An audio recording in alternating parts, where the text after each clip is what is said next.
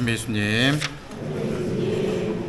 네, 오늘 우리는 주님 순환 성지주의를 보내고 있습니다. 주님 순환 성지주일은 예수님께서 예루살렘에 입성하신 것을 기념하는 날이죠. 여러분들 자녀분들 키우시면서 행복하시죠? 행복한데 한편에는 어떤 마음이 있죠? 너무 힘들다 이런 마음 없으신가요?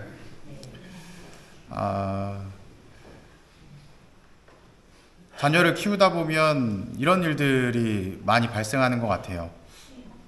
분명히 나 잘났다고 그냥 내가 알아서 하겠다고 투정투정 부리면서 지 멋대로 살다가 정작 정말 어려운 순간이 와서 자기가 어찌할 바를 모르면 누구를 찾게 되죠? 부모님을 찾게 되죠. 그래서 나 이거 못해, 나 이거 좀 해결해줘. 뭐 때에 따라서는 그게 어떤 도움일 수도 있고 돈일 수도 있고 혹은 어떤 부모님이 가지고 계신 어떤 능력일 수도 있고 무엇이 됐든 어려운 상황에 처해서 도저히 내가 어찌할 수 없는 상황에 놓이게 되면 부모를 찾는 것이 자녀의 마음입니다. 그 모습을 지켜보는 부모님의 마음은 어떨까요? 한편으로 너무너무 속상하고 그냥 무시해버리고 싶지만 내가 사랑하는 자녀이기 때문에 내 자식이기 때문에 또 꿋꿋이 그것을 받아주고 있는 살림 없는 살림 내가 가진 능력들 시간들 모든 것들을 다 동원해서 그 어려움들을 해결해 주려고 노력하죠. 내가 때로는 다치고 상처받아도 내 자녀가 다치지 않고 상처받지 않는다면 그것으로 족하다. 그러한 부모의 사랑의 마음으로 자녀의 어려움을 해소시켜 주는 것 같습니다. 여러분들도 그러시죠? 네, 대답 소리가 작은 것으로 일부만 그러신 것으로. 예수님께서 우리를 사랑하신다라고 이야기를 하는데 예수님의 사랑은 어떤 사랑일까 생각해 보면 아마 가장 근접한 사랑이 이 부모의 사랑이 아닐까 생각이 듭니다. 오늘 예수님의 순환기를 쭉 읽으시면서 또 들으시면서 다양한 사건들을 다시 한번 떠올리셨을 텐데 그 순간순간마다 예수님은 어떤 마음이셨을까를 고민해 보시면 좋을 것 같습니다. 오늘 복음의 시작 부분에 보면 이 나르드 향유를 예수님에게 바르는 여인이 등장을 하죠. 이 여인은 무엇을 알았던 것인지 모르지만 예수님에게 나르드 향유를 몸에 발라드립니다.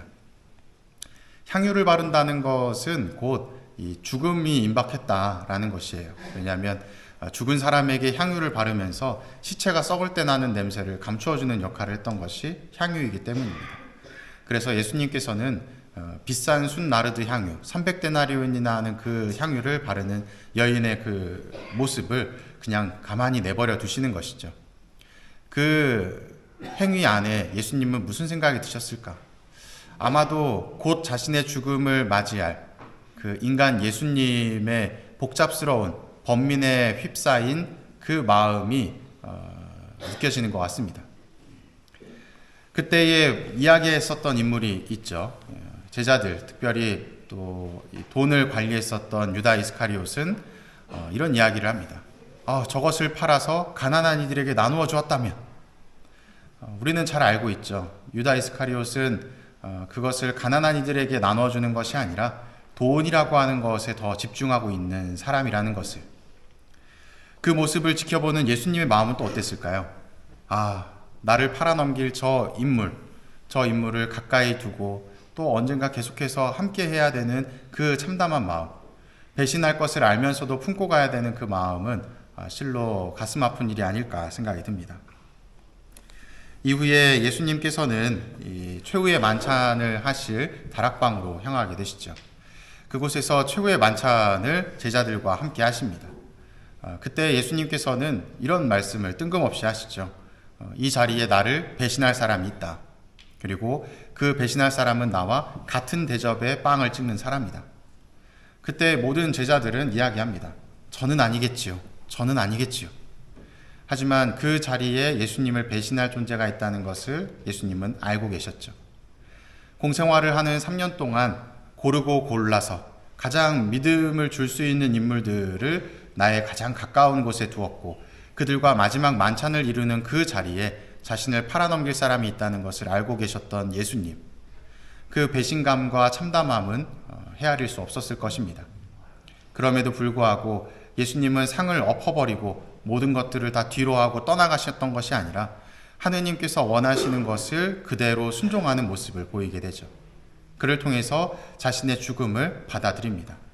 내가 가서 하려는 대로 하여라. 그 말을 들은 유다 이스카리옷은 그 자리를 박차고 떠나가게 됩니다. 예수님은 또다시 그 초유의 만찬 자리 이후에 제자들과 함께 올리브 동산으로 가셨고 또 겟세마니 동산에 가셔서 홀로 기도를 하십니다. 홀로 기도하실 때에 제자들 3명을 대동해서 함께 가시죠. 3명을 뽑았다는 것은 가장 가까운 인물, 가장 믿음이 가는 인물을 뽑았다는 것입니다. 그 자리에는 베드로와 야고보와 요한이 함께합니다. 얼마 떨어지지 않은 곳에서 예수님께서는 기도를 하십니다. 복음에는 나오지 않지만 예수님께서는 겟세마니 동산에서 기도하실 때 피땀과 피눈물을 흘리셨다고 이야기를 해요. 여기서는 어떤 표현상 피땀과 피눈물을 이야기한 것이 아니라 실제로 피와 피땀과 피눈물을 흘리셨다고 이야기를 합니다. 인간이 극에 달하는 스트레스에 쌓이게 되면 혈관이 터져서 피땀과 피눈물이 새어나온다고 합니다. 아마 예수님께서는 지독한 번민과 고뇌 속에서 이러한 피땀과 피눈물을 흘리셨던 것이 아닐까 생각이 듭니다. 그 고민은 무엇일까요? 인간적인 고민과 하느님의 고민이겠죠.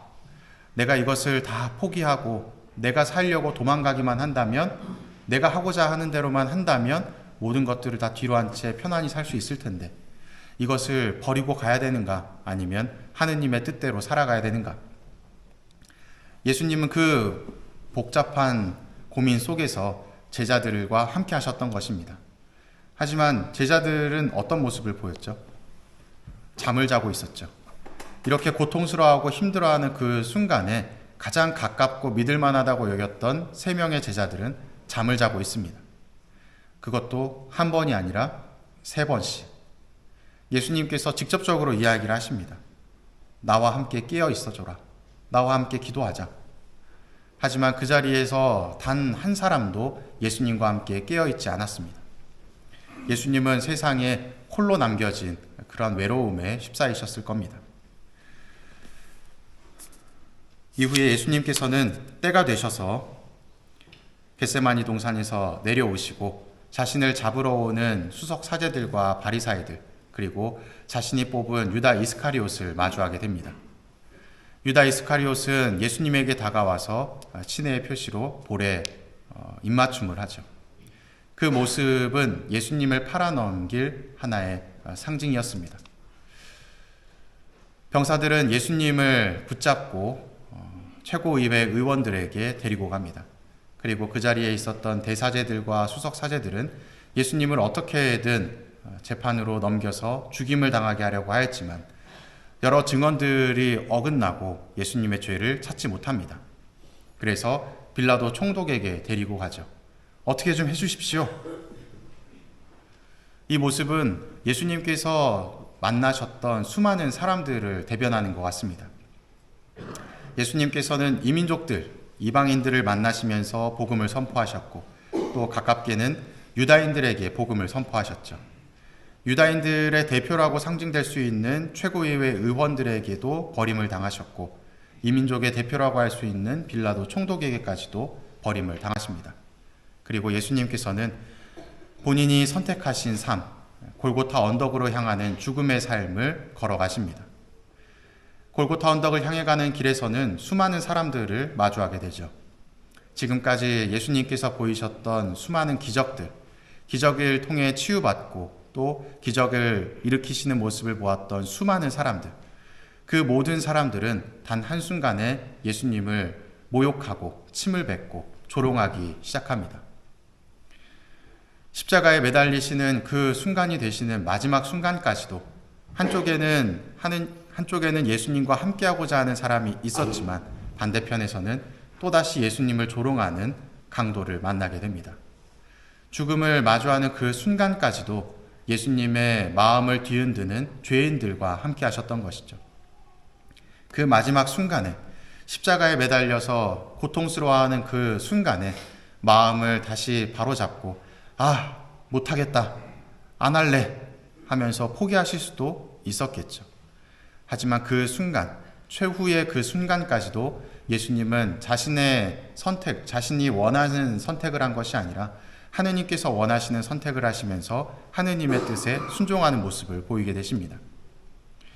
이 모습은 제가 앞서 말씀드렸던 커다란 죄를 짓고 커다란 잘못을 하고 결국에는 부모에게 찾아오는 자녀, 그 자녀를 어떻게 해서든 품어주고 용서해주고 바로 잡아주려고 하는 부모의 마음과 같지 않을까 하는 생각을 해봐요.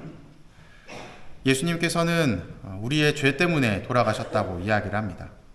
매 순간순간 우리는 여전히 죄를 짓고 살아가게 되죠. 오늘 읽혀진 순환기의 복음의 내용을 살펴보게 되면 수많은 사람들이 등장을 합니다. 그리고 그 수많은 사람들은 처음부터 죄인이 아니었을 거예요. 예수님을 만나고 기적을 체험하고 그러면서 예수님을 믿겠다고 따랐던 사람들이 대부분이었을 것입니다. 하지만 한순간에 또다시 죄의 모습으로 탈바꿈하게 되는 것이죠. 우리도 지금은 예수님을 따른다고 이야기하지만 또 한순간에 죄에 빠지는 악습을 저지르게 될지도 모릅니다. 그를 통해서 오늘도 예수님을 십자가에 매달고 있는 것이 다른 그 누군가가 아니라 바로 나 자신일 수도 있다는 것입니다. 오늘 주님 순환 성지주일에 예수님의 성주간이 시작이 됩니다. 그리고 우리 교회의 가장 중요한 파스카 성삼일이 거행되게 되죠. 이후에 부활 대축일을 통해서 예수 그리스도는 다시 부활하시게 될 겁니다. 우리 때문에, 나의 죄 때문에 돌아가시고 고통스러워하셨던 예수님을 오늘 떠올리시면서 나 자신이 지은 죄들, 부족한 부분들은 무엇이 있는지, 그리고 나를 사랑하셔서 돌아가시는 예수님의 마음을 조금이라도 느끼고 이해할 수 있는 시간을 지니시면 좋겠습니다. 사랑합니다.